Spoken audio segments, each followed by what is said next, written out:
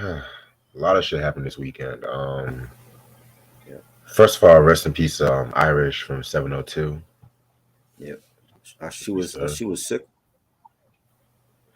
Yeah, yeah, man. Like I said, I'm not the biggest 702 fan like that, but it's still Yeah, sad when somebody dies that young. I forgot that was Michael Bivens' group. Like he posted something on Instagram about her. Oh wow, Michael Bivins group. Oh wow. Yeah, like they were under Biv 10 Entertainment. Oh yeah, that is right. You're right. You're right. So I completely forgot because he wasn't really promoting them like that.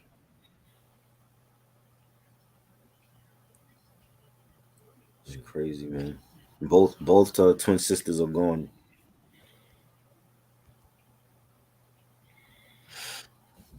Also, too, Drake got himself into some controversy apparently. What he do now? So, he has a song I think called "Slime You Up" or some shit, and Like with for the Scissor, single, huh? with Scissor. Yeah, and the Hmm. single artwork has Halle Berry in the Kids Choice Awards. Like you know how they got the slime and shit like that, Hmm. and Halle Berry said don't use that picture, but he used that anyway and shit too.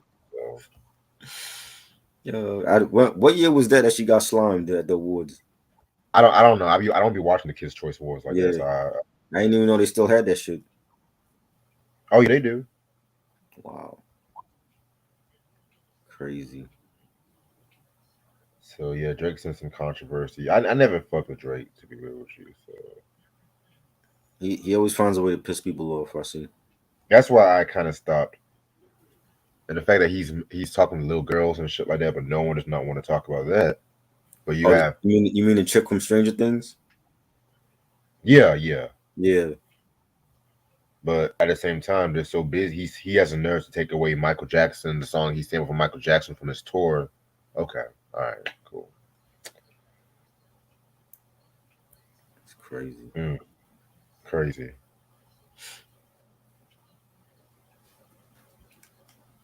What else is going on? What else is going on?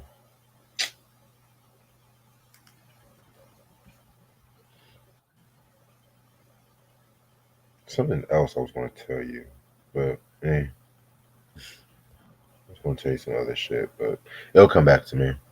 Yeah.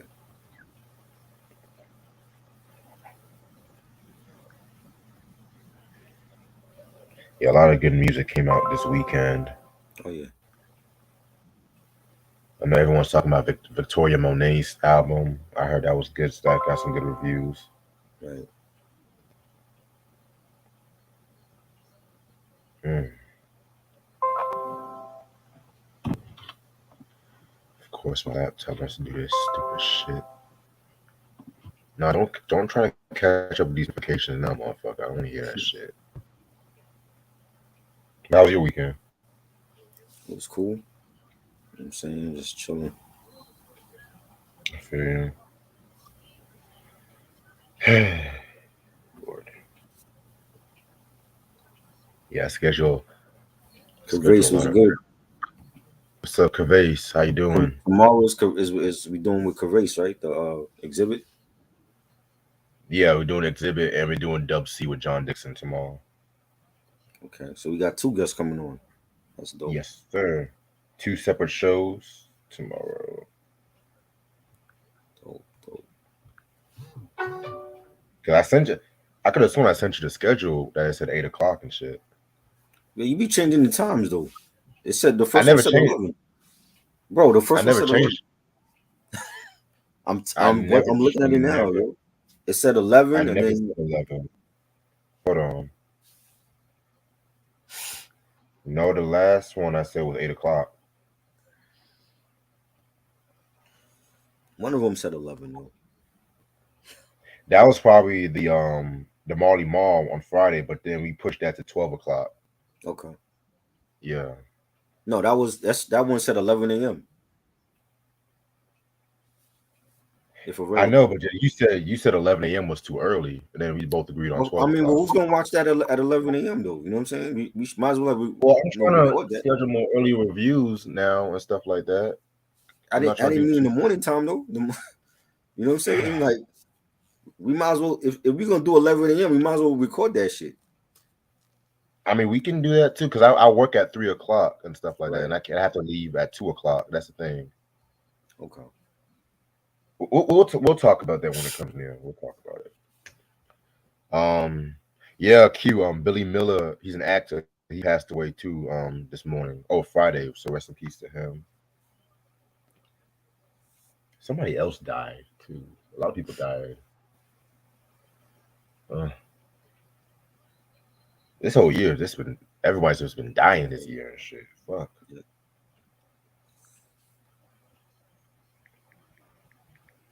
Okay, what time is it? I'm gonna start this shit in about 5 more minutes.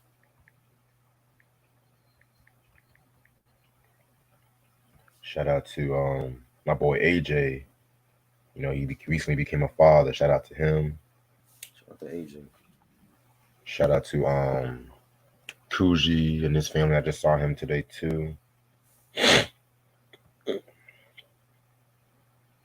everyone's becoming fathers now. Shit, okay. So that means you next. No. AJ and Coogee. Coogee got kids, right? Yeah, he got one biological kid, and then Okay. he's co-parenting with his wife. So you next in line now. Come on, Reg. Find you that woman. I'm good. I'm good on kids right now. Oh, also shout out to my boy Ant and everything like that. Ant Miller, who did the Q-tip review with us. Yeah. We apparently got some more shit coming up in the works, so stay Champ tuned on Tyson. that. Shout out to him. Shout out to who? Champ Tyson. That's his name on Instagram. Facts. Oh, facts.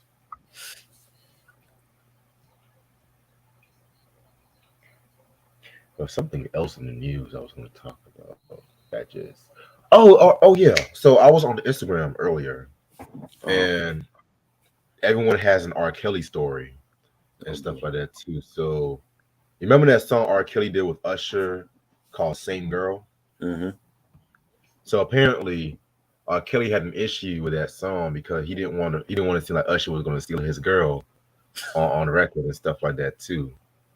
So he was almost about to scrap Usher, and guess who's about to have him replace Usher? You're gonna laugh. Tyrese. Oh Lord. That's even worse.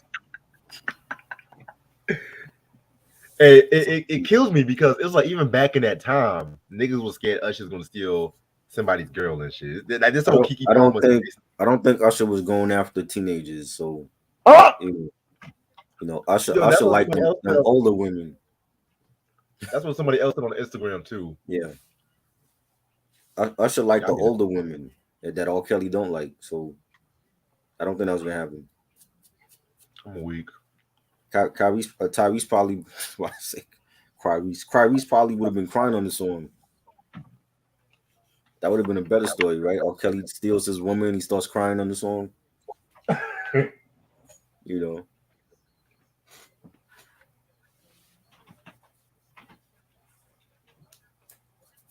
Also, shout out to Ashley as well too.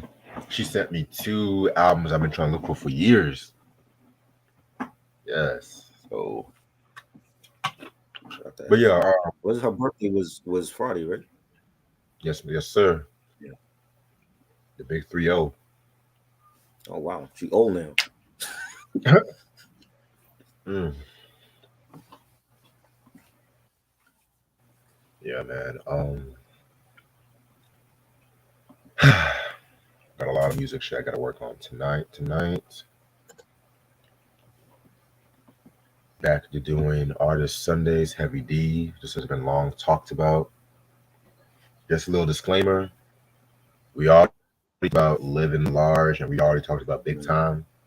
Right. So those was years in the past. So if y'all want to check out those reviews, just type in Heavy D. Those will come up. I'm just going to finish out the rest of the discography and everything like that. What else? This week, we're just going to talk about one soundtrack this week, the More Money soundtrack. Yeah. And then next week, I'll just figure out what I want to do next week. Because I didn't realize a lot of the soundtrack we're going to talk about was going to be kind of shitty. Well, I like the Choke Man soundtrack and I like the Mask soundtrack. What about Um, the Tough Guy soundtrack? You like that one?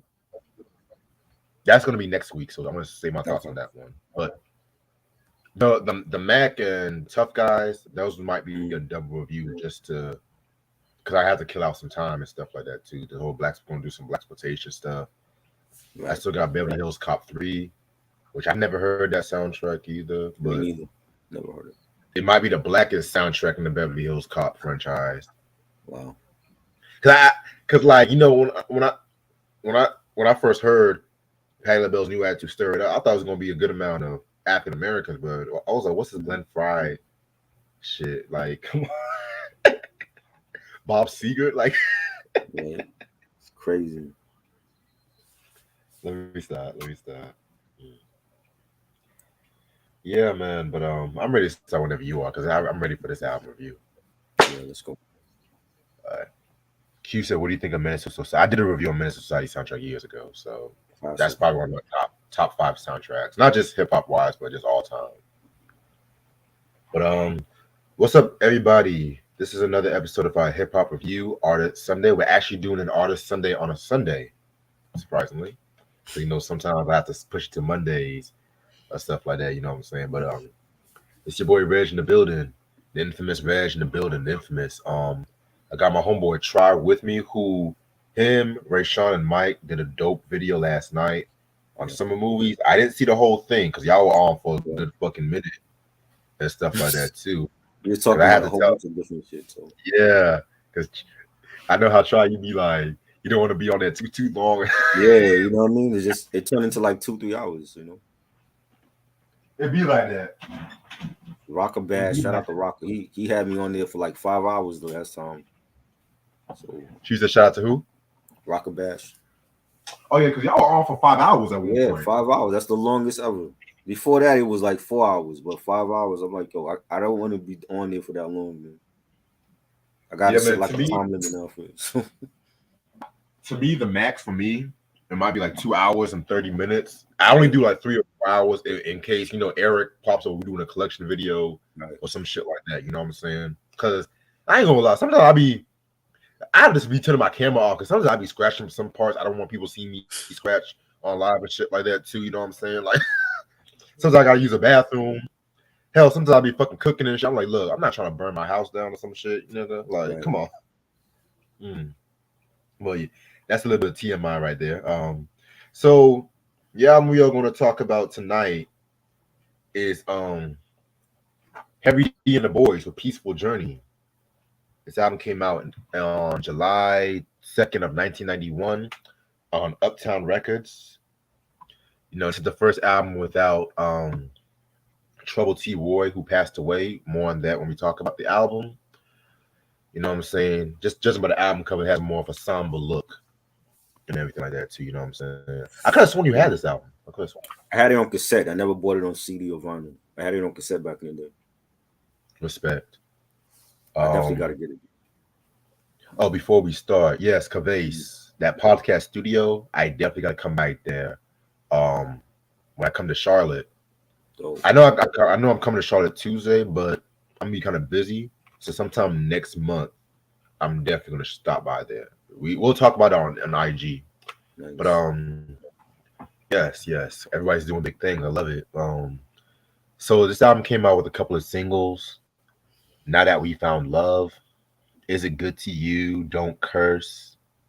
I know there was another single. Peaceful Journey was a single.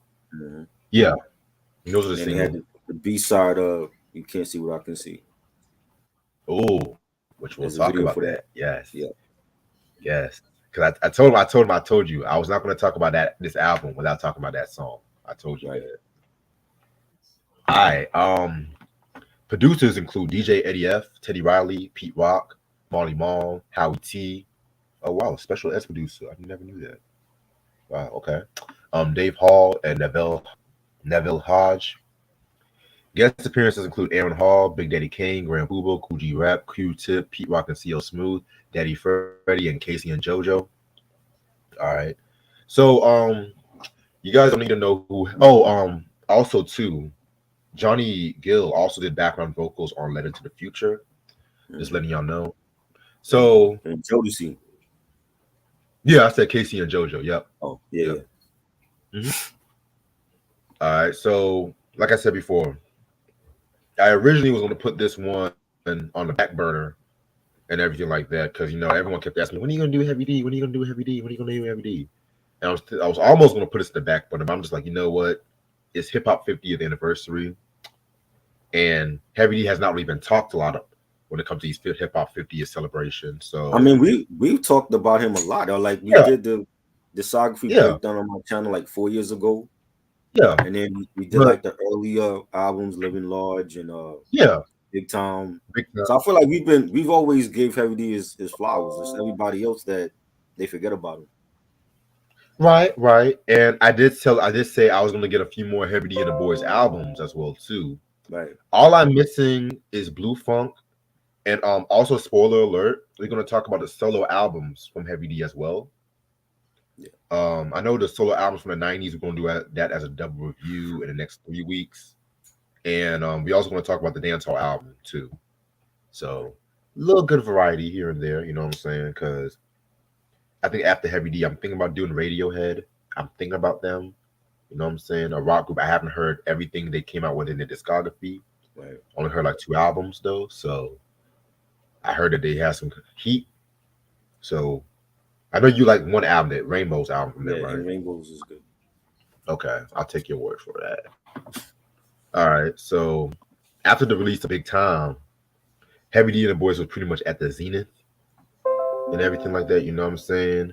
Um, this is also around the time when Heavy D was pretty much appearing on a lot of people's songs. Like he started that off with Janet Jackson's "All Right," which originally not many people know this, but that song was originally supposed to be Janet Jackson featuring MC Hammer. Oh But wow.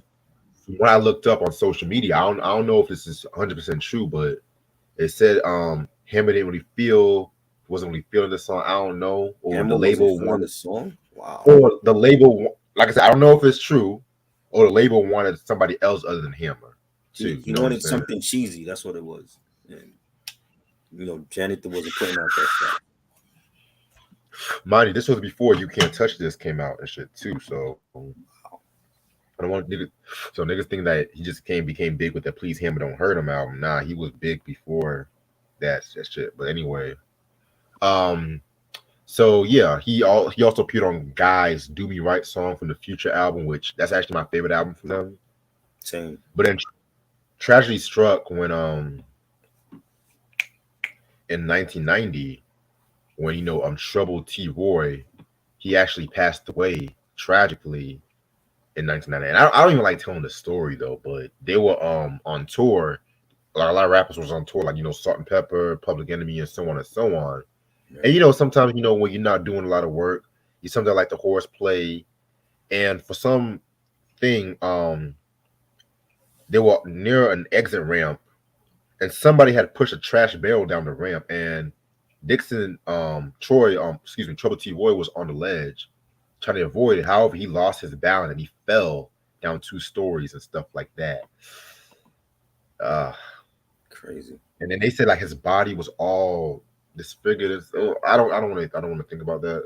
To be Right. real with you, but rest in peace to Trouble T. Roy. And yes, if you guys are wondering, that's the song that Pete Rock and CL Smooth dedicated when they reminisce over you to Trouble T. Right. Roy.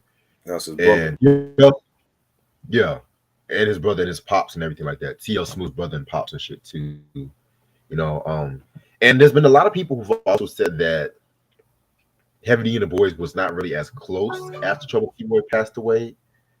You know what I'm saying? A lot of people have kind of said that. You guys have to watch the Unsung episode they did a while back ago on them and stuff like that too. You know what I'm saying? But because they were finishing up this album. I think Trouble T. Roy was still doing stuff for this album as well too Yeah. before he passed away. And they said because the Blue Funk album was much more darker, which we're gonna say our thoughts on that for the next week. Oh, excuse me, I'm sorry. Damn, that rain came out of nowhere. It's So raining here also, too. yeah, it's been raining like on and off all day, but also I heard like splash, splash. I'm just like, oh god damn, that shit came out of nowhere.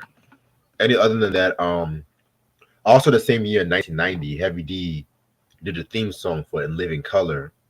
It's the greatest sketch comedy show of all time. Just saying that right now, just saying that. You know what I'm saying? And like I said before, this to his time, he was just being popular and everything like that, while still going through that very tragic situation in itself too. So Mhm.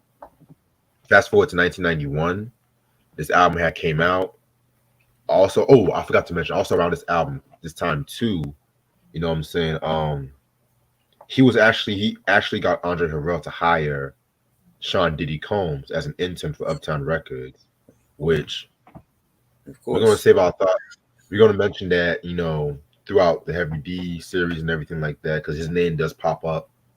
Of course, his name does pop up a few more times when we talk about Heavy D. Because at this time, That Uptown Records. You said what? You the said name what? pops up like the plague. Because what was I about to say? Heavy D was also instrumental in bringing Jodeci to Uptown Records as well too, if I'm not mistaken. Because Yeah. Uptown Records by the early '90s, was really becoming a household powerhouse. You know what I'm saying? Right. You Well, had Heavy that's when he D. was actually doing his job as an Yeah, executive, and what I'm saying, before Bad Boy and all that, when he was finding talent like Jodeci and Father MC and all that. right, right. Because also too, I want to say that was oh no, that's after this album, but If he I know was after. alive, who could have battled in the verses? Who could have battled Heavy D? Not MC Hammer. He ain't got enough hits with Yeah, Heavy D. definitely not him. But yeah, more tragic occurrence happened after this album. I'm gonna say that for next week. But other than that, this is the album cover right here, like I mentioned. Very somber album, just praying and everything like that. You know what I'm saying? Just praying for Trouble T Roy's memory. You know what I'm saying? It's crazy 'cause I had recently just got this album too. So Yeah. shut up. A lot of his shit is out of print. Yeah. By the way, shaking my head. Welcome to the chat. By the way. Um, all right. So this album has 13 tracks, and I'm gonna start this review very controversially by saying it's gonna start off with my least favorite Heavy D and the Boys song. Oh, come Now on. that we Really? This is your least favorite? I never liked this song in general. I never liked the OJ's version. I never liked the reggae What? version. You didn't like the Never OJ's like version? Wow. hell no. Never What liked this about song. the Third World version? You didn't like that one? Never liked it. Never liked this So you song. just don't like the song. I just don't like the song. You don't like the song. Now granted, let me give my thoughts on the song before. So originally, this was a song from the OJ's from their Ship Ahoy album. Very, Great very, album. very dope album. Yeah, very Yes. great album. And Heavy D and the Boys, they did their own version of it. They did their own version of it. But there was also a reggae video for Third World that came out in 1978, which I didn't care for either. Heavy D and the Boys came out with this version in 1991, of course. The Now That We Found, they gave it a more like a hip house kind of feel to it. Yeah. You know what Yeah. I'm saying? I'm gonna be real with you. Like I said, something about this song I just never liked. I just never liked this song. I love the video. The video was dope as You fuck. like the video? Yes, I love the video, but Aaron Hall, he's Mhm. featured on this song. He does do his thing on this one too. Mhm. But I don't know. I just never liked this. It's my least favorite Heavy D and the Boys song. And that's crazy because they've came out with quality shit. You probably never hear me say I don't like this Heavy D and the Boys song when we Right. talk about these reviews. You know what I'm saying? So I just don't care for it. Sorry, not sorry. Take my hip hop card away if y'all want to. I just don't care for it. With some of the shit that you've done on here, your car should have been revoked a long time ago. But you know, Like what? I'll shit. Because I was gonna ask you, what rendition of the song do you like? Do you prefer the Third World version or OJ's? But I If I like had to the pick Third World one, version more than the OJ's one.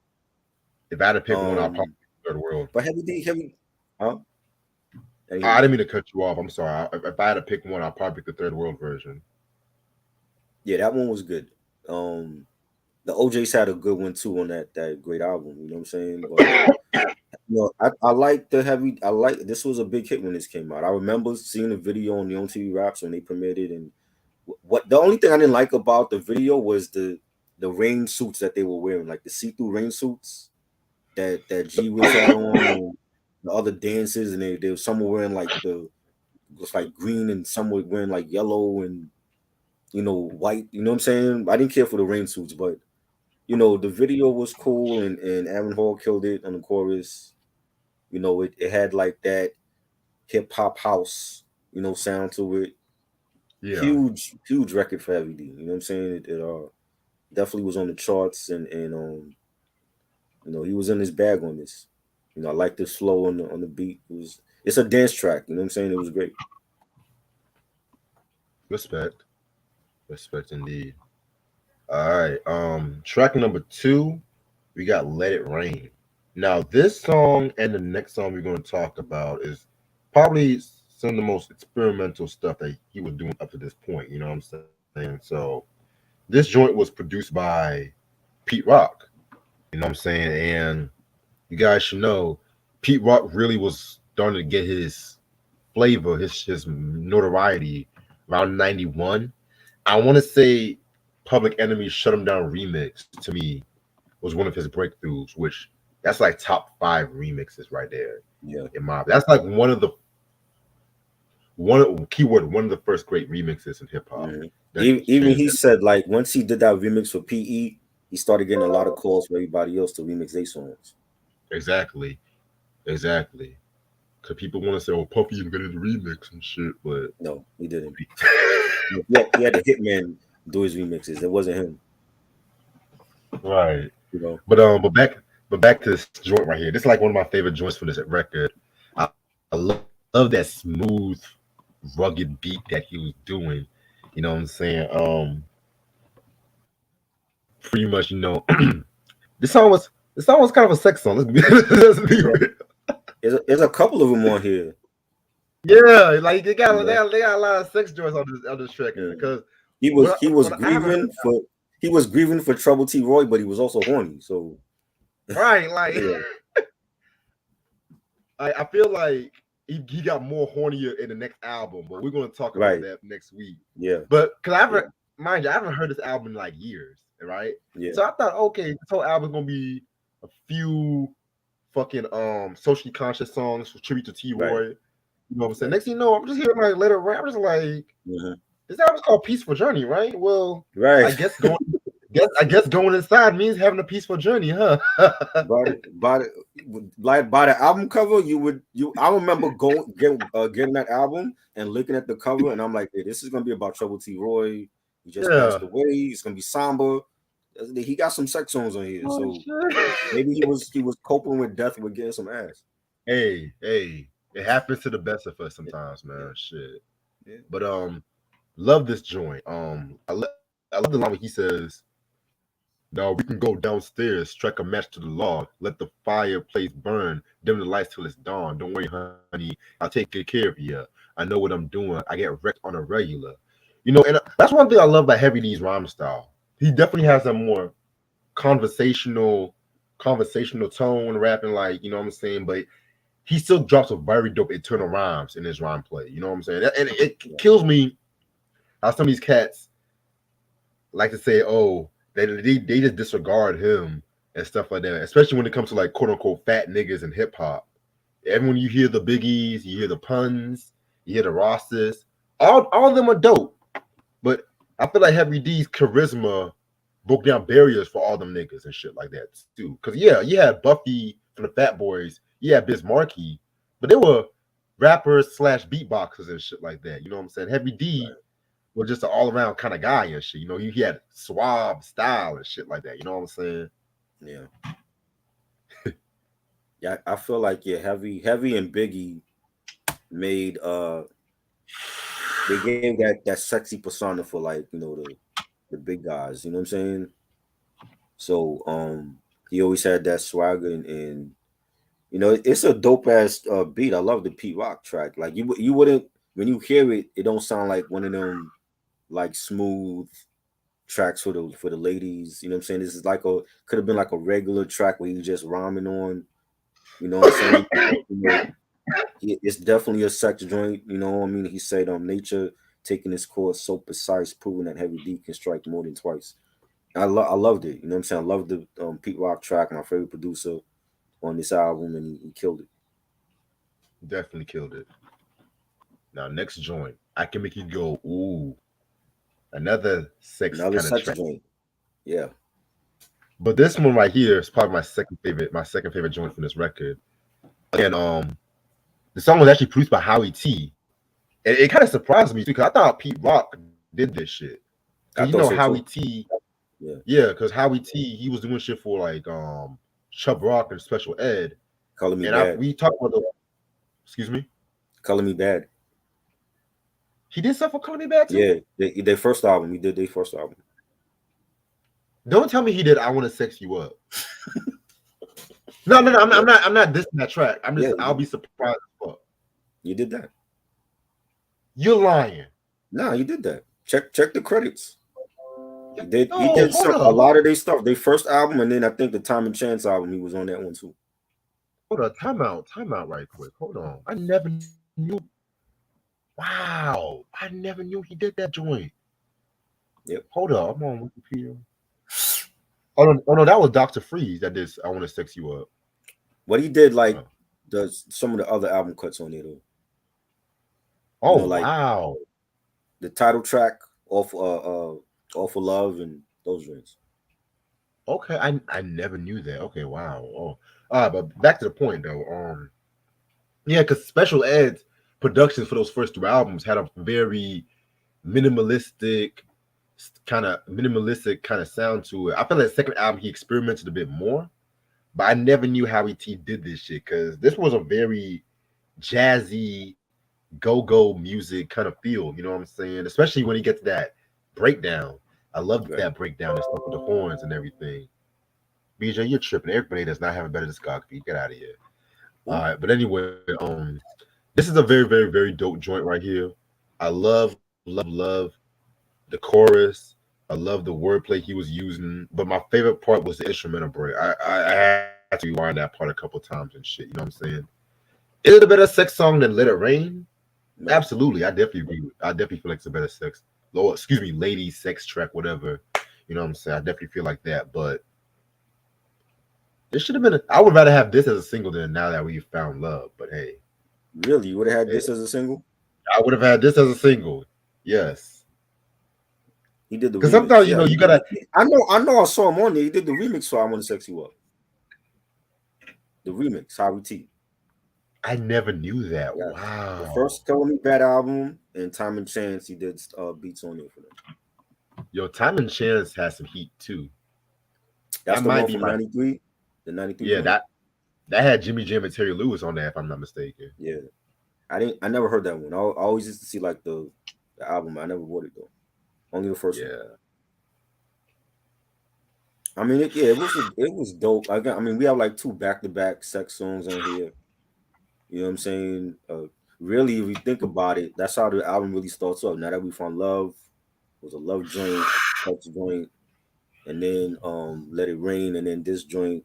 So we're starting off this supposedly somber album with sex joints right now. So this right now is the theme, and then it kind of changes up midway. But it was a dope beat. I liked it.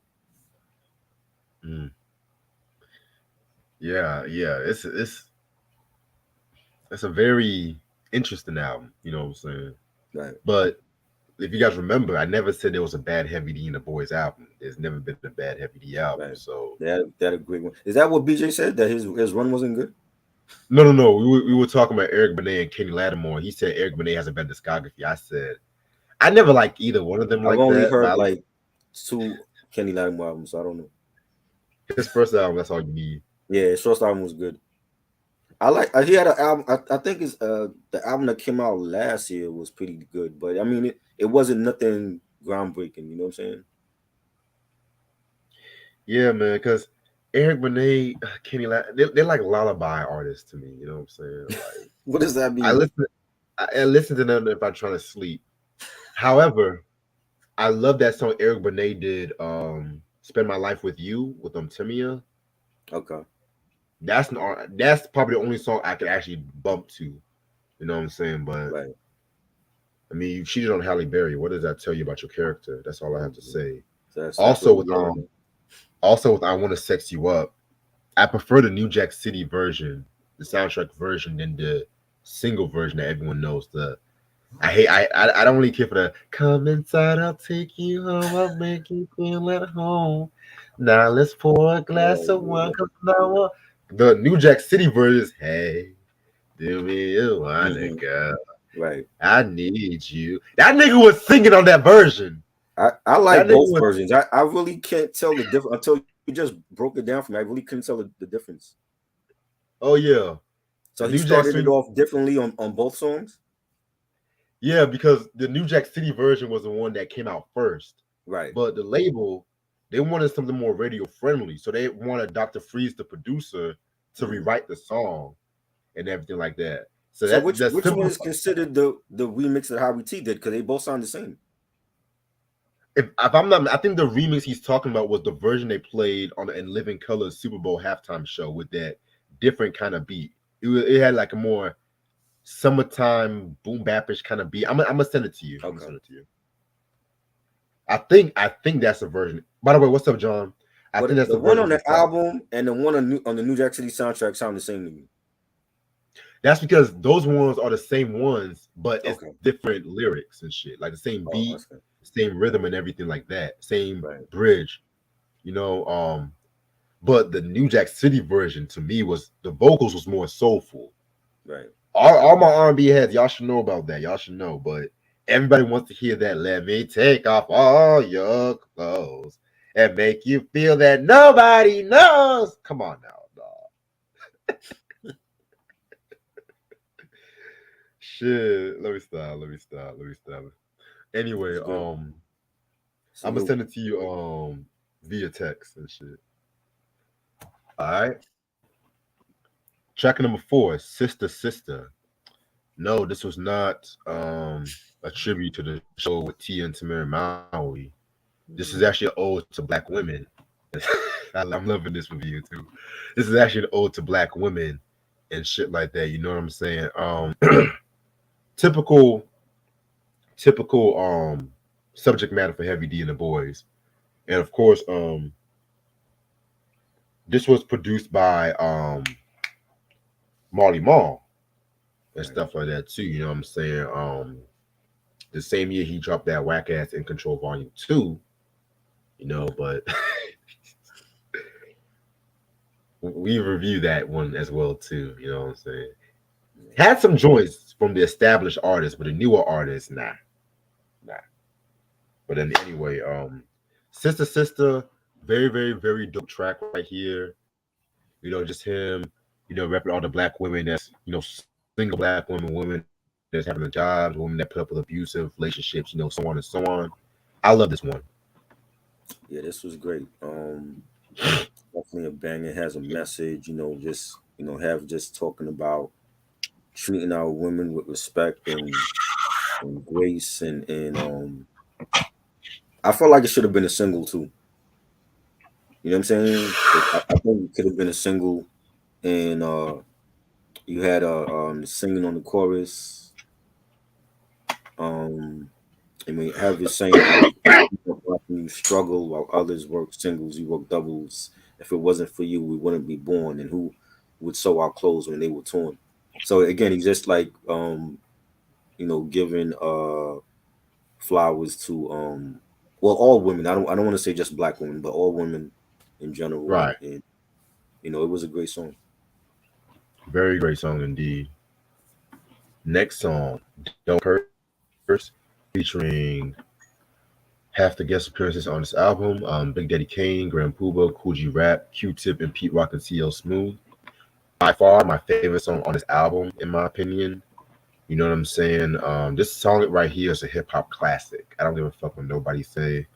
Um, it's pretty much a cipher where it has all these rappers saying how you can make music, dope hip hop music, without cursing. You know what I'm saying? Now, let me break something down for you guys right quick.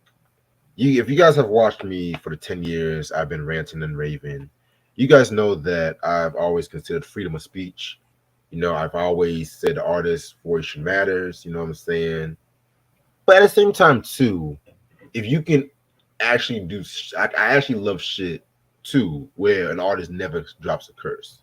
Hell, my favorite MC of all time, Rakim, he rarely curses in his rhymes and shit like that. Keyword, rarely. That's all I'm saying on that. Because a lot of people say, "Oh, Rakim never cursed." I'm like, motherfucker, yes he did, but that's another story for a different day. So then back to this song though. Yeah, this was a dope ass posse cut. Now, surprisingly, I said my favorite verse was Cool G Rap and Pete Rock. You know what I'm saying? Cool G Rap, that verse right there made me a fan of Cool G Rap. That was like one of the first times I've actually heard G Rap, and I Right. love he said some shit like, "You're telling me don't curse, I reverse and did it worse. First I put a curse on every verse. I kind of got outrageous. Chick, I even made a record how I doing all the BITHs. Ducks, it wasn't for the bucks. Every word that you heard, I didn't give up. Oh shucks, yo, almost forgot. The curse is the plot, and it's getting kind of hot. Like that multi-syllabic shit worked so Yeah. well. I wish he would have done some shit with Pete Rock, in my opinion, because he was just floated on that beat. And Pete Rock himself, oh my god. And a lot of people, I had the discussion with the hip hop forum not too long ago. They were surprised. They were trying to say how really Pete Rock, one of your Yeah. favorite verses. I was like, yes. Like the Same. nigga said some shit like, but I can mess with the curses, so I kick verses or a verse. Soul brother number one, here to kick facts, smoke the microphone and produce crazy tracks. You know, I'm a bad boy. Let's start the flow. I'm gonna kick rhymes till it's time for me to go. I can't curse because Heavy D said so. Like his Yes. flow, simple, but at the same time, head nodding lyrics and everything like that. You know what I'm saying? By none. And Pete Rock's, he can spit though. Niggas be Oh sleeping yeah. on Pete Rock and like stuff. You know what I'm saying? Couple more things I want to say to is it me? It felt like Q-Tip just kind of walked in the studio. Because if you hear everyone's people, it's like when everyone say, "Oh, it's time for Big Daddy to pick a verse." Big Daddy, D Rap, G Rap. You never hear niggas say Tip. I feel like he just walked in the studio, just dropped a Right. dope verse. Maybe he was doing some shit for Low End Theory, and he just heard everybody in the studio and stuff like that Right. too. You know what I'm saying? But and one more thing, I love the video. I love the video. Hmm. Yeah. The video is But good.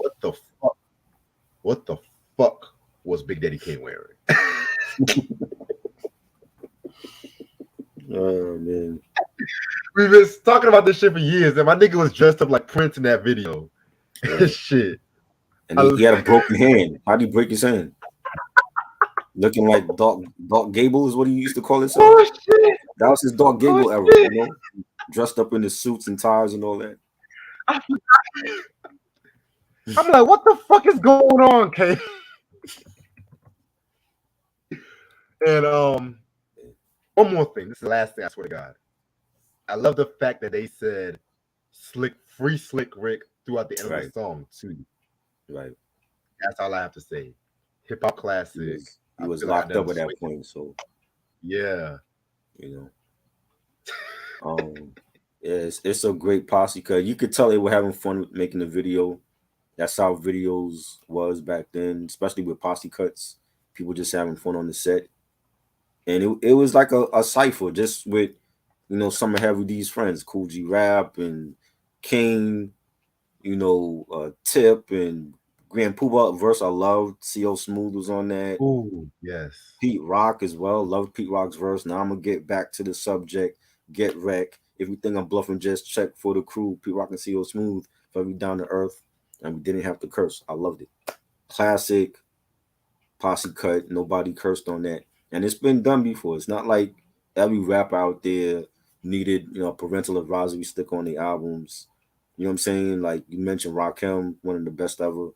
to a lot of people, their best ever. That very rarely didn't curse. Will Smith didn't curse. He made that a point not to do that in his music, and it was a great. Heavy D didn't do that a lot either. You know what I'm saying? And they had parental advisory stickers on some of his albums. I didn't understand that, but just a great. I love the beat as well. It was great. Man, Will Smith said bitch one time in this song. Well, Let's that's not even a curse no more. he That's cursed on one TV now. time. That's on TV now. Oh, He let's said don't do you that. saw Don't do my that. blinker, bitch, but that's not the name of the song. It's just you saw my blinker. You know what I'm saying? You know, Every rapper at one point cursed or some shit. It could be damn, it could be pissed. it's LL more. QLL cursed too. Oh He yeah, had a song called No definitely, Airplay. Come on. definitely. It's crazy because Mr. Smith was actually the first album with his parental advisory sticker in his discography. That's crazy. Was it? Yeah. Oh, Mom said knock your head. That didn't have that. Nah. Okay, He has something like 6 minutes of pleasure. right. Yeah. Anyway, track number 6, Peaceful Journey. Very, very dope song right here. It samples one of my favorite songs from Jackson 5. Or the Jacksons by this point, excuse me. Peaceful Journey. Yeah. Heartbreak Hotel, or commercials released at This Place Hotel, but they didn't want to seem like they were copying Elvis, because Elvis was copying a black nigga and shit. Oh Lord. This features Casey and JoJo from Jodeci, of course. You know what I'm saying? Very, very, very dope song and everything like that. You know what I'm saying? I love, love, love the beat. Love the beat to that run. Eddie F actually did the beat for that one and shit like that too. Heavy D was just talking about the everyday struggle, that people just go through at this time. You know what I'm saying? Child pornography and everything. Very, very, very dope song. It's like this nigga wasted like the first 4 songs talking about love and sex and shit like that. Now you finally get it. So somber shit. Okay, but I like it. This is it's a hot track. This is another song that could have been a single. Oh, this was a single. I'm tripping. Yeah, This was great. Definitely love this the sample, the Jackson 5 sample. It was melodic. It was somber. I thought for sure that hearing this song, it would have been all about Trouble T. Roy and his life, and how he met his friend. But he incorporated other things in society on this song as well. And you have Jodeci on the singing backgrounds, and Heavy D saying, and when you walk on the streets, try to walk the streets smart. When you see your man down, try to have a little heart. This one is for you, and I truly hope you heard me.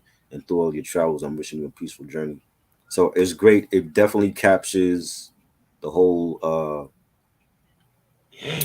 feel of the album cover. I don't want to say the tone of the album, because the album has some sex joints on there, so it doesn't totally capture the whole feel of the album, but the whole album cover and the whole mood that they were in at that time, it definitely captures that.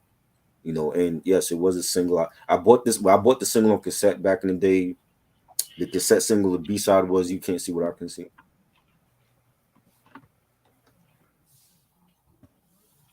Yeah, definitely. So You Can't See What I Can See was a B side for this track, right? Yeah, I don't. Okay, I don't well, think there's a video for "Peaceful Journey." I never saw a video for this. I don't think there's a video either. I never saw one Yeah, either. there's a video for "You." You can't see what I can see. Okay, so now that we got to that point, let's talk about possibly my favorite song they've ever done, in my opinion.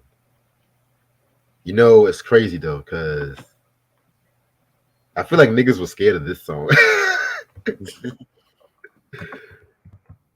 Like, this is definitely a different sound when it came to heavy D and the Boyz and shit like that too. You know what I'm saying? I feel like when this song right here, he definitely kicked some hardcore lyrics, but of course he didn't curse and shit like that too. Right. But it definitely felt like it was pretty dope. This is a song I felt like was a precursor to the Blue Funk album, which again, Yeah.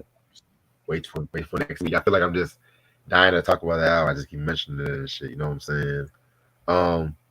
It apparently it's produced by Chad Elliott and it also says Puffy, but you know how that shit goes. Mostly You Chad know, Puffy Elliott. was also yeah. The video, I love the video for that shit. You know, the black and white Yeah, video. What's up, Mike? The black and white Mike was video dope. and everything like that. Everybody was just grimy as fuck. The dancers. Hmm. Um, Also too, they did a very dope live performance on this track on In Living Color. Yeah, And guess who was also on stage for that track? Who was just chilling on stage? Flav. Tupac. Oh, Tupac. Well, Of course. Flav too, yeah. Yeah. And Pac and Puffy were dancing with one another in that performance and Mm. having the arms around each other and shit, like dancing and Right. shit. Like, It was all wow. good. They was way bad. Back when it was all good. It was all good. You know what I'm saying? But yeah, man. But yeah, you can't see what I can see. It's actually my favorite Heavy Nina Boy songs, period. Don't Mm. Curse, my I, is a have, second. I saw him put but my first the Uptown MCA tour, he actually performed that song the summer it came out. So he actually performed that on stage. So like that was Oh great. That wow. was great to see him. Yeah. I think that's what made me go out and get the single. Like after I saw him performing, I'm like, I gotta get this single, you know. Yeah, man. Yeah, I definitely need to supposedly get that they single. like when he dropped it as a B side, supposedly Uptown felt like it wouldn't fit this album, so they made it a B side single. Thank God they didn't remix this joint and put it on Blue Funk or some shit like that. Cause that's what some artists be doing and shit too. Yeah, I mean it fit Blue Funk more than this album. Hell, imagine if this was on like the Juice soundtrack. Yeah, that too. Could have been Hmm, on there. right. And other than that, also off topic, your mic. Like, the episodes I'm gonna show you tonight, boy, you're gonna laugh your ass off. That's all I'm gonna say. Um, Next we got is The Lovers Got What You Need. You know, they sampled the Jacksons in the previous song. Now they're sampling Diana Ross. You know what I'm saying? The Love Hangover joint, which I only like that song for the intro. You know what I'm saying? Right. I didn't like the disco beat that came on after that. I feel like they should just kept that shit as an intro. You know what I'm saying? Mm. That's smooth, melodic, but that's another story besides the point. Um, yeah, man, this one right here, I mean, this is vintage Heavy D, you know, braggadocio and shit like that too. You know what I'm saying? Marley Marl did the beat to this joint. Not one of my favorite Marley Marl beats, to keep it real with you, but it's better than some of the shit he was putting out for some of his other artists. That's all I'm gonna say. You know what I'm saying? So yeah. It don't even sound like That's a all I'm gonna Marley Marl say. beat Because you know though. this was You know? it does. I thought Eddie F did that shit, did this shit. Right. I thought it was him. I'm like, it don't sound like a Marley Marl track, you know. I like it. I mean, if you sample Diana, especially at that time, you think Disco Diana. I thought that was like Yeah. her best shit. You know what I'm saying? It's cool. Like again, it's something different from Heavy. It's an upbeat track. It don't sound like a Marley Marl beat though.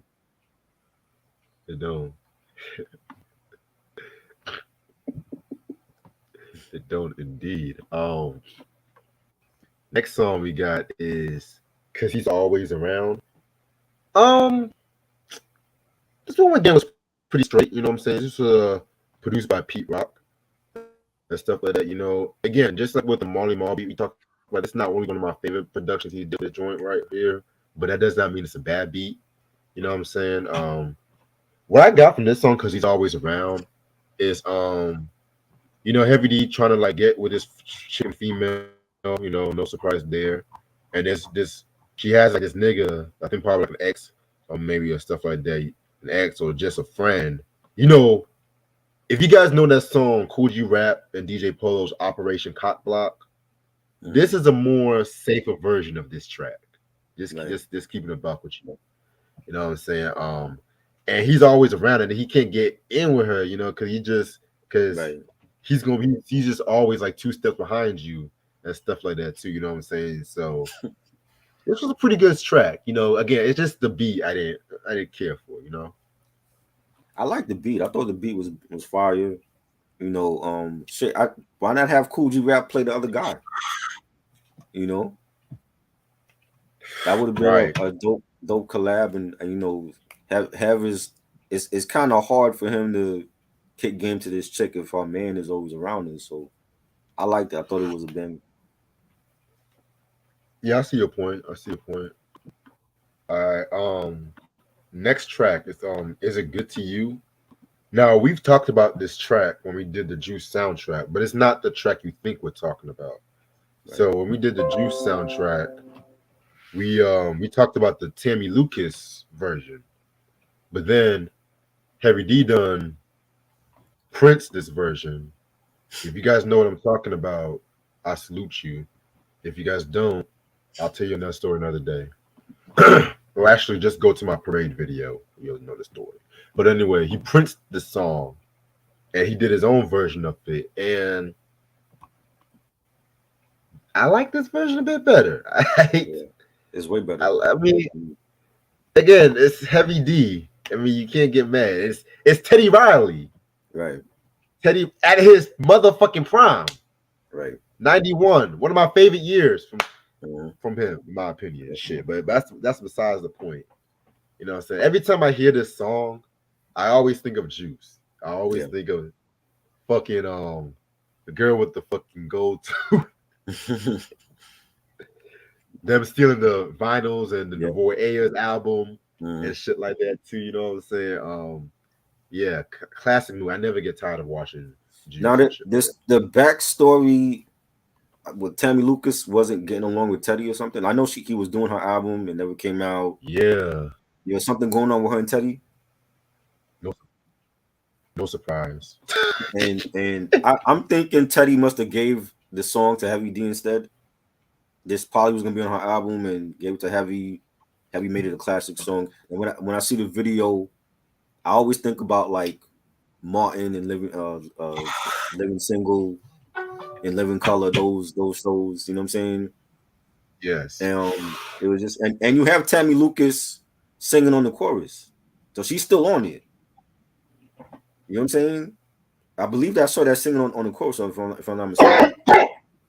But she was like a young up and coming singer, and she was doing her album. Teddy Riley was supposed to produce it, and never dropped. They had some falling out or whatever. No surprise. This is what Teddy does with a lot of his artists.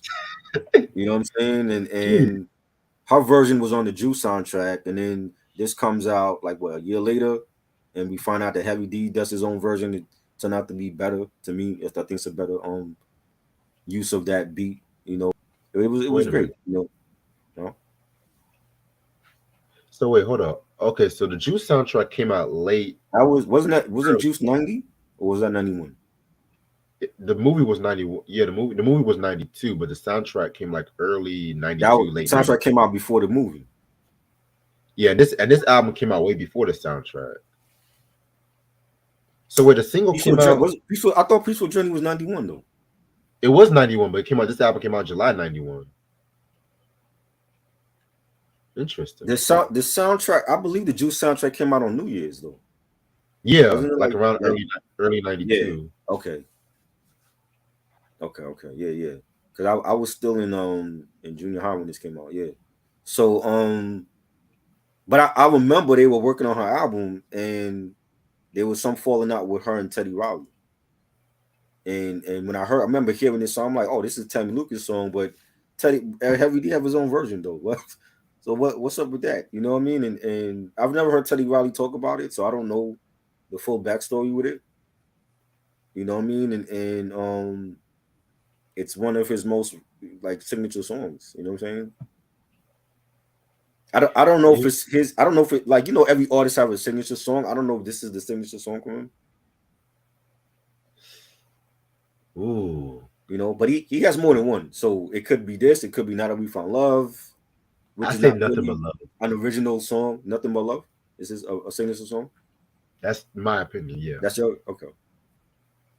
He has a lot. This man has hits. So it was great. Again, he's having fun in the video. Somebody else was in that video with him. Was it a model or is that Naomi Campbell was in that video? I think. I believe it was Oh, Naomi. Veronica Webb. One of those models was in that video with him. You know, it was great. I'm glad you mentioned that because let's talk about the fact that Heavy D gave love to dark skinned women in his Yeah, videos.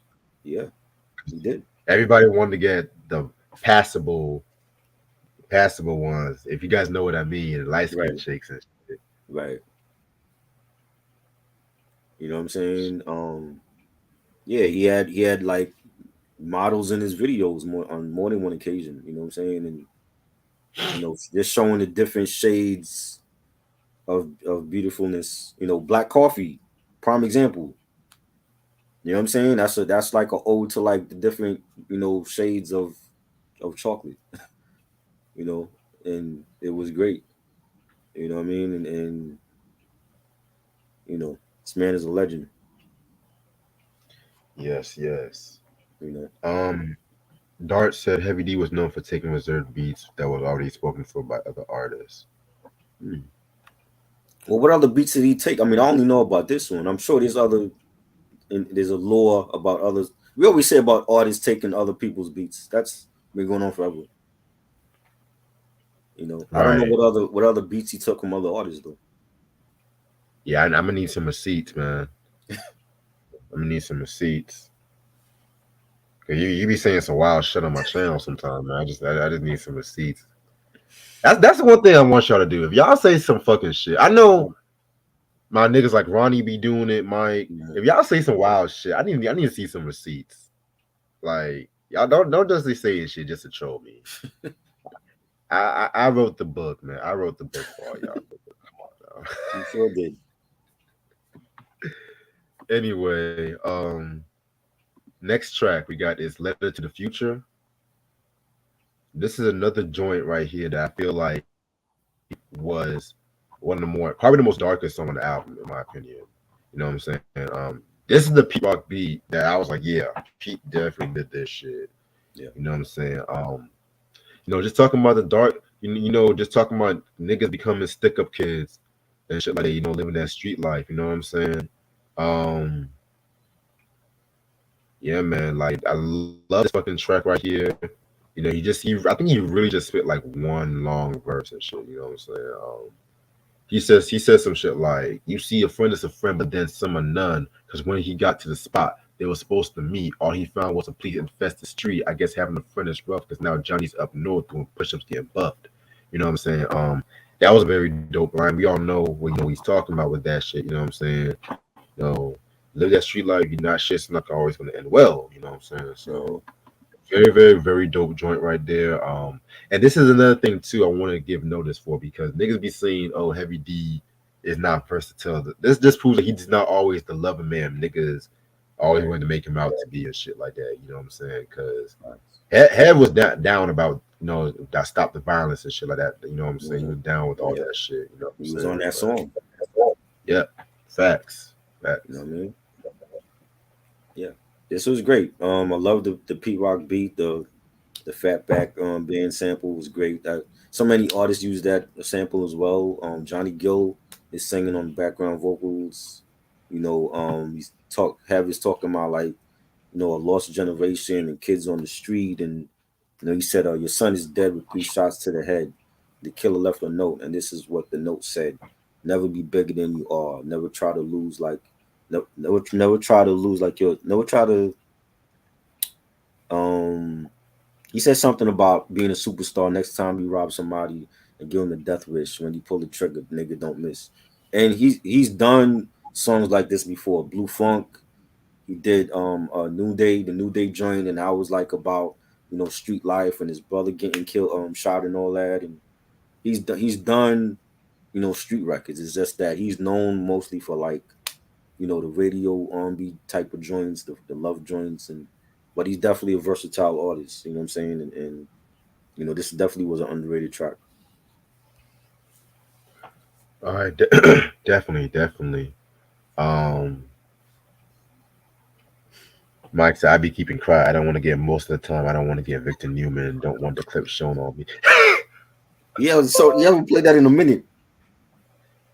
Well, they believe it or not, they actually got rid of the video after 12 years on YouTube. and What? shit. You know? They I got mean, rid I of the can video still. because you was using it too much. I mean, they still have other versions of the video on YouTube, of course, Right. but that video alone, I don't know why they just got rid of it. You know, shit. After Oh like man. 12, 13 years and shit. I was just like, damn, sorry, y'all. Shit. This nigga using it too much. Anyway, Let's get rid of it. oh shit. Next track, swinging with the Hepster. I'm not gonna hold you. Heavy D and Marley Marl had a lot of gems together. You know what I'm saying? And I remember when that song "We Write the Songs" with Heavy D and Busy B. I mean, not Biz, Biz Markie and stuff like that. And it just always killed me that the Big Time album and this album he had like a lot of gems for that kind of go under the radar. And this right here is definitely another one of my favorite songs on this album. It's just Heavy D kind of like just going off, you know what I'm saying, just going in on the mic and everything like that. You know what I'm saying? Very, very, very dope Marley Marl beat. It kind of sounds like something he would have probably done for Master Ace for Take a Look Around. Very dope, underrated album, if you ask me. That's like one of my favorite Marley Marl produced. 1990 was a very good year for him. He did that one, LL Cool J's Mama Said Knock You Out. He did some shit for Coogee Raps, Wanted Dead or Alive and stuff like that. Shit, that's the Marley I like, Yeah. Even the remixes he did for Kane for Taste of Hmm. Chocolate was pretty solid and shit too. I'm not gonna hold you. That's the Marley I like, not that house shit he was doing for Craig and Roxanne and stuff like that too. But yes, Craig some G lines that Heavy D was. You said what? and the Craig G shit. You said what? The Craig G Well, song. the second album has some. Craig's second album has some solid joints compared to the first one. I'll give Right. you that. You know what I'm saying? But I've heard better. That's what I'm going to say. Because also too, I forgot. Intelligent Hoodlums first album, even though it was also Large Professor on those productions too. Let's keep Right. it above with shit. You know what I'm saying? It wasn't all Marley Marl like the credits say and shit. You know what I'm saying? We might have to do a video on that shit. How producer be stealing credits because a lot of the when we talk about the whole Granddaddy IU shit, you know what I'm Hmm. saying? How niggas say, "Oh, Biz Markie did this." Shit. I was like, "No, I Hmm. love Biz, but Biz did not do that. It was Right. they. It's Well, like when niggas they why they does they that give the happen though? 'Cause I seen an interview with Lost Professors like talking about that, like producers not getting the credit on certain songs. because in my personal opinion, I feel like it happens because like a lot of those producers we mentioned, some of them are like understudies. Like let's just say, for example, Large Professor, he did like a good amount of Intelligent Hoodlums album. Hmm. Marley Marl, he would come in, probably do some edits or fix up some of the mixing or some shit like that. Or since he's like understudying of Marley Marl, he'll probably just slap his name, said produced by Marley Marl and Right. stuff like that too. But some motherfuckers, I don't believe, because there's people that say like Dre didn't do the whole Chronic. Hmm. I've been Let hearing that. I'm I don't want to. I don't believe that. I'm gonna be real with you. Now, Doggy Style, I can see it to an extent. Like maybe Daz. I heard Daz did some like ain't no fun. Hmm. I can see that. I see. I heard But that was Drake, Quick that did that beat. quick, didn't do that beat. No, so Quick had nothing to do with Doggy Style. No, because he was still under Profile Records at that time, and he Right. didn't have the label issues until like maybe '94. That's when he used his real name, David Blake, and did All Eyes on Me and Right. stuff like that for Pop. But Quick didn't do Yeah. that shit. Nah, I know a Quick beat compared to a Dre beat. I'm not, not trying to discredit you, cause not trying to, Yeah. but No, but I whoever, mean, but you hear these rumors now. Like '93, we didn't hear that. There was no internet, so now, like when we hear these stories, like oh, it was Daz, it was Quick, Dre didn't produce everything. I'm like, yo, I thought it was Dre the whole time. Dre definitely did the majority of Chronic and Doggy Style. He did all of Chronic. He did the Hmm. majority of Doggy Style. Daz probably did maybe some shit too, but Hmm. since Daz was not like a bigger name, he probably didn't really get as credited. He probably got a Right. little small credit because Daz after Dre, Daz is probably like the best producer on Death Row. You Right. know what I'm saying? Because People want to say Dre did dog. Dre only mixed dog food. Daz did Yeah. Daz, and a lot of other cats did the dog food album. People want to say Dre didn't do California Love. Mm-hmm. I Now who did it? If it wasn't I him, disagree. I feel like Dre. They said Daz did it, but Daz did it. or even like Sam Snead did some Mm-hmm. of the shit on it. I feel like it was still Dre's idea, but I Right. don't feel like I feel like Pac originally said that shit too, like Mm-hmm. saying that Dre the only shit he did was California Love because he also did Can't See Me Right. too. People Right. want to say Johnny J did that shit. I don't know. No, Mm-hmm. no. Johnny J didn't do no Pete Can't See Pete Me. Rock supposedly did the jazz beat for Tribe. They gave him a shout out, but he didn't get the credit. The story with that, Pete Rock gave them the vinyl record for the Mm-hmm. sample for that. Right. It was still a Tribe production, but Pete was in his feelings about that shit. That's the story I heard.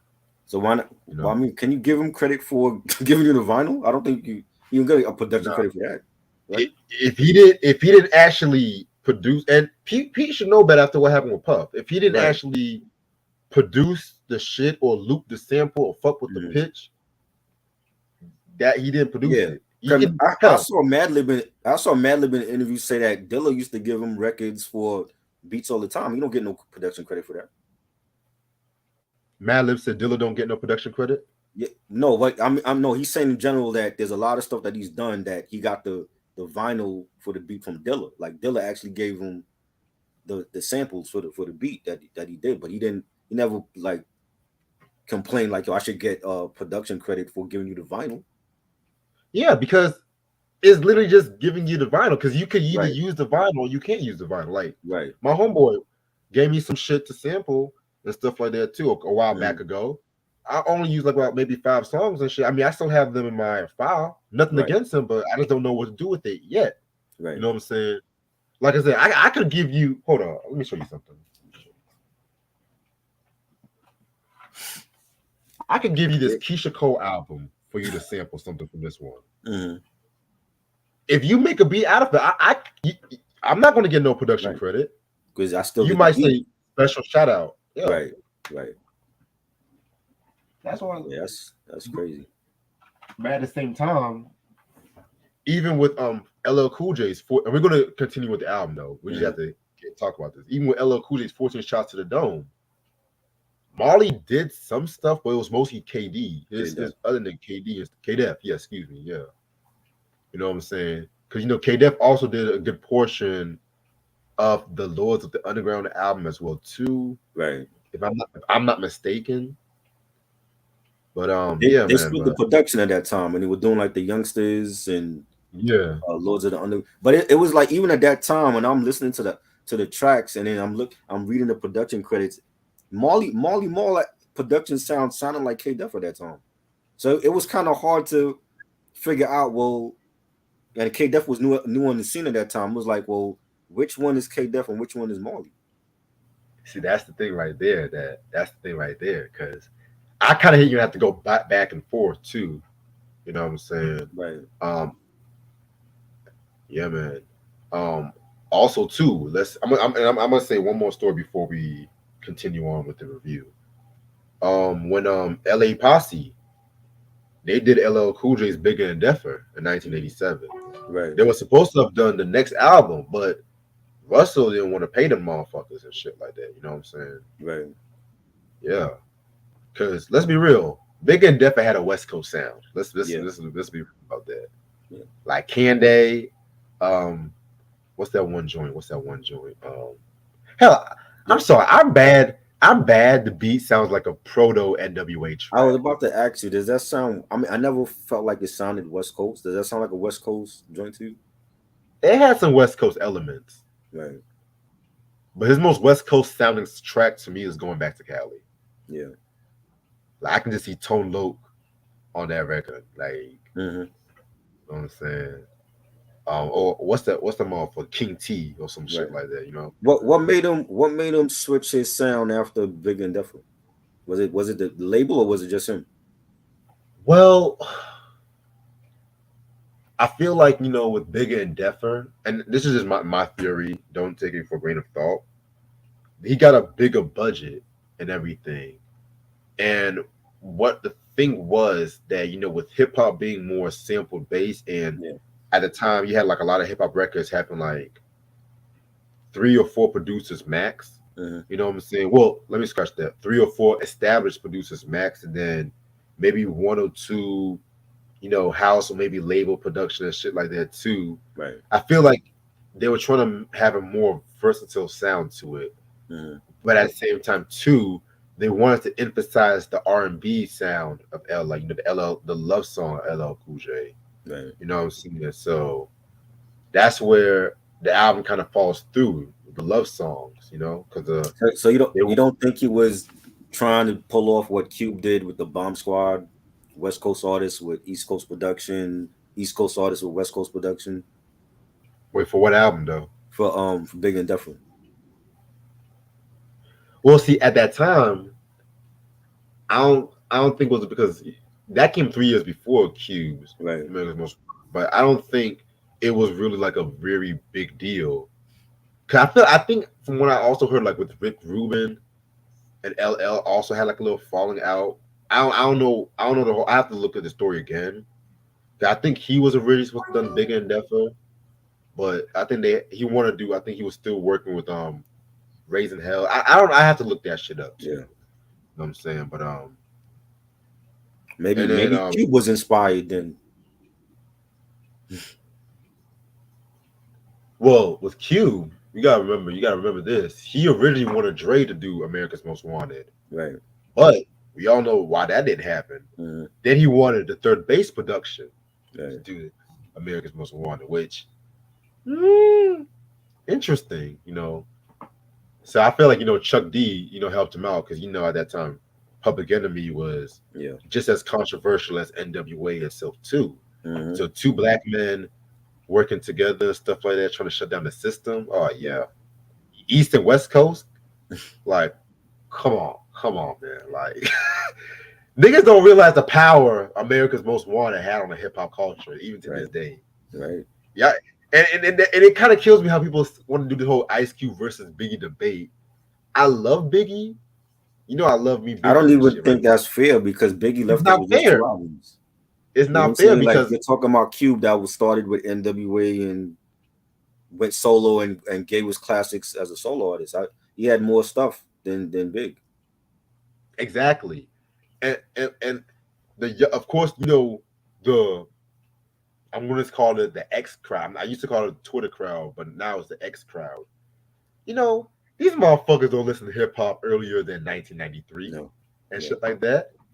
Like I love Biggie, but Cube, his first 4 albums, solo albums, Right. changed the whole fucking game Right. and stuff like that too.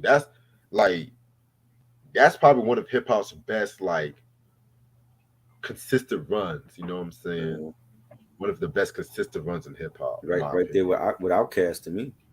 They first 4. You know. I would say first 3 Outkast. Just you don't like Southern Playlistic? You crazy. No, I said first 3 for Outkast. The I first love 3? Southern Playlist. Yeah. What you ruling out after? You don't like Stankonia? We talked about that. I like I don't Stankonia. remember what you said about Stankonia. You didn't like it? When it comes to Outkast, I split them with Outkast A, Outkast B. What is Outkast? Outkast A. What? Let me explain. Cause I talked about this too. With Southern Playlistic, AT Aliens and the Aquemini, that's Outkast's consistent run when Okay. they can do no wrong. Stankonia, Speaker Box, Love Below, and Idlewild. I can't really put them in a consistent run. Idlewild could go. We could throw Idlewild out. Just Okay, Stankonia to okay. me and a double album was great. I don't know what. Okay, yeah. But it's the thing is, I have some stuff I love about it, but I have some things I didn't like about it. With Stankonia, there's a lot of shit in Stankonia I did not like. From which album? From both? No, we talking about Stankonia. Oh no! I'm talking about this like the double album. Did you like both albums or just one? I mean, I liked it. I didn't love it. I liked it. Okay. You know what I'm saying? There's some shit I liked from both albums. There was some shit I didn't care for on both albums. My opinion on the album is better than what it was years ago. I kind of prefer those albums than Stinkonia, to keep it a Right. buck with you. Okay. It's just I hate So Fresh, So Clean. I hate Miss Jackson. As it was played a lot. Yes, I know. So was There's a Heya. lot of shit. Heya was played a lot, I love Heya though. That's one of my favorite Outkast but songs. that was played a lot. It was played a lot, but it was a dark song behind a happy beat, and that's one thing I loved about it. I can hear that song all day. I'm a dark motherfucker. I don't give a I fuck. love the way you move. That's still being played to this day. That was oh, played a oh, lot too. we ain't talking shit about that song though. The best single from the album was Prototype. Prototype Prototype was was the dope. best. That should have been played more though. That wasn't It played a should have lot. been played more. Yeah. All these Andre heads don't even know about that song. I say, okay, what about Prototype? It's like Proto who? Come on,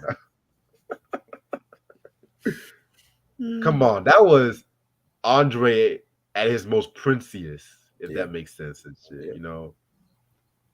Like, oh my god. He But was yeah, singing on but that album too. That's not a straight rap album either. Where he was they say that shit about Lauren. I'm like, Andre wasn't rapping on all of those songs either. I was like, my girl Erica got him going through. I'm telling you. Oh. Anyway, all right, let's head back. Let's head back to this review. So you said your thoughts on swinging with the hipster, It was a good beat. I enjoyed it. You know, right? All right, man. Next track, Body and Mind. Now let's keep a record for something. Heavy D got Jamaican in him, yeah, so he gets to do this shit. yeah. There's no Mister I'm the old dad that you can. Oh no, But this is actually a dope beat. This is a dope track right here as well too. You know what I'm saying? yeah. I actually like the beat. I mean, it's obligatory to have a reggae song towards the end of the album at this Mhm. time. So Right, there's not really much I can really say. yeah, yeah. I mean, it's they have was Jamaican. Pete Rock is Jamaican. You tapped into his reggae roots, and most of the time when he did a reggae song, it came out fire. So even like reggae collabs he's done in the past with like Supercat and people like that, it's been great. So I enjoyed it. Definitely. And the last track is called "Do Me, Do Me." Um, I mean, this was pretty straight. You know what I'm saying? Not really one of my favorites. I wouldn't have ended the album with this track right here, Yeah, but I can't hate on it though either. another sex joint. You know what I'm saying? Like, man, What's wrong with you, Head? I don't know, man. He was grieving and he was horny. That's all I could figure out with this album. And again, it's Pete Rock. I love the beat. It was dope. It was good. Definitely. All right. Overall, this is a very great album in my opinion. This is a very very very dope album. Um, I don't know if I would call it a mainstream classic. I say it's more arguable personal classic to me. Right. You know what I'm saying? This is definitely them maturing the sound, maturing the pen game, and everything like that too. You know what I'm saying? I guess when it came to when I really re-listened to this album years later, it's more just like celebrating the life of Trouble T Roy. You know what I'm saying? Or just celebrating life in general. Because compared to like the first two, this album definitely has more of a free spirit into it too. Yeah. But at the same time, you had Heavy D, stepping his pen game up. Well, not that his pen game was lacking, and also just talking about more of the socially conscious ills, of the community and everything like that too. You know, this is the album that further changed the sound of Heavy D and the Boys. More on that next week. I'm gonna give this album a 4.5 out of 5. I Classic. think definitely they were maturing after the unfortunate events with Troy. and they they they got grown. You know what I'm saying? Like I feel like if Troy didn't pass away, then we wouldn't have gotten when they reminisce over you, and that's like a hip hop classic. You know what I'm saying? And that really put Pina CO on the map. You know, they tribute to Troy, and I think after his death, they have started maturing, like with this album, with Nothing But Love, Blue Funk, his solo stuff. You know what I'm saying? We saw a different side to Heavy, and I love the production. Pete Rock had the solid tracks to me. Marley Marl, Teddy Riley, Eddie F. They all killed it with the production. You know, a lot of great songs on here. Don't curse, classic posse joint. Sister Sister to me should have been another single. That was a great song with a message for women. The title track, Peaceful Journey. Love the Jackson 5 sample on that. Letter to the Future, great record. A lot of great records on here. Is It Good to You? Now That We Found Love. To me, it's Five Mics because it's always been one of my favorites. Like I love a lot of his stuff. Big Time was one of my favorites. This album, Blue Funk, Nothing But Love, What a Bit Have. He had a great discography. You know what I'm saying? I've seen him live twice in concert. He was great both times. He could dance his ass off better than his own dances. I know Big Les is one of his dancers. And he Yep. was dancing better than her. It was a great. He always had a great balance of incorporating, hip hop with R&B and reggae, not forgetting his roots from Jamaica. And this was great. This was a great, solid album. I wish he did have more songs about how him and the group was feeling. I don't think we really got that on this album. We got a lot of sex joints, and maybe that was his coping mechanism, was to talk about everything else other than what the group was going through mentally and physically without having their brother there with them at that time.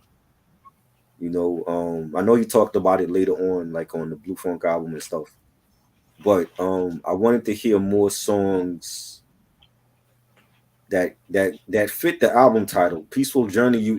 And seeing the album cover, and you would think that more songs would be related to that the mood of the group at that time. Losing a loved one like that, and just how that he passed away. You know, we didn't hear that on this album. We heard a lot of sex joints, and you still had your conscious records from Have. I just felt like they could have thrown like at least two or three other records about how they were feeling. Like let's hear how Have was feeling. Let's hear how Eddie F and G Wiz is feeling. As a whole. You know what I'm saying? But to me, it's a great album. I've always loved it. Think it's very underrated. It's not an album that's talked about enough when it comes to Heavy D's discography. It's mainly Nothing But Love, and maybe they'll mention Living Large, but they don't really mention the other albums. Blue Funk, Big Time, What a Bit Have was great. You know what I'm saying? But to me, it's Five Mics, so I enjoyed it. Yeah, I enjoyed this album too. And like I think, they were finishing this album when Trouble T Boy tragically passed away Right?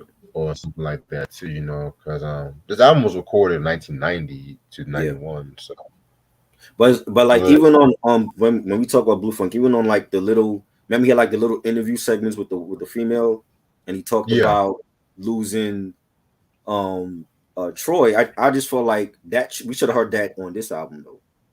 You know what I'm saying? Like facts. I mean, I'm pretty sure they made. I don't know if I'm pretty sure he named the album Peaceful Journey after Troy passed away, and then them doing the album cover the way that it came out. Why not? might not have songs that fit the album mood or what the album mood was supposed to be. You know what I'm saying? Yeah. You know. All right. So I'm gonna end up this video right here because I have some. I'm gonna eat me some dinner. I haven't ate since this morning actually.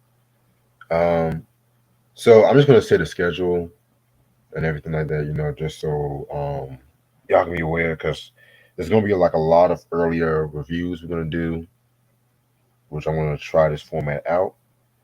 To my best of knowledge. So tomorrow we got two reviews coming tomorrow with two special guests. The first review we're gonna talk about Exhibit with 40 Days and 40 Nights. We're gonna talk about this at 4 p.m. tomorrow. That's Cavase is gonna join us for that one and everything like that. And then at 10 p.m. we're gonna do Dub C and the Dub C and the Mad Circle and a Damn Thing Change with John Dixon. Shout out to John Dixon for buying this one for me. And yes, this is part of the collection that's coming up this Wednesday. You know what I'm saying? Really can't wait to talk about this joint. Really can't wait. And speaking of the collection video, that's gonna be Wednesday at midnight and everything like that too. Yes. I already know I got some shit coming after the collection video and stuff like that too. So I'm already gonna let y'all know that motherfucker right now. Friday, I got the Molly Marie entry review scheduled, but what time do you want to do that one? Because if we do it at 12 o'clock, that's gonna be a pre-recorded one and shit. Okay. So you want to do that one at 12 o'clock? We could do that. We could. It's up to you. You know. Okay, we'll pre-record it then. For shit. So that's technically gonna be the final Cold Chillin' Juice Crew esque album for the artist Sunday, which um I just pushed that back because just for fuck's sakes, fuck it. You know what I'm saying? I thought like we did like a lot of double views for the Cold Chillin' and shit like that too. Right. Then Saturday, probably midnight, we're gonna do the Mo Money soundtrack and shit like that. I get off work at 11 o'clock, so I'll probably say midnight, 12:30 the latest. You know what I'm saying? And then, of course, we got the Heavy D album, Blue Phone. We're gonna talk about that one next week as well too. So yeah, I got a lot of shit coming up. You know what I'm saying? Trying to do some more earlier reviews and stuff like that too. So we'll see how that goes.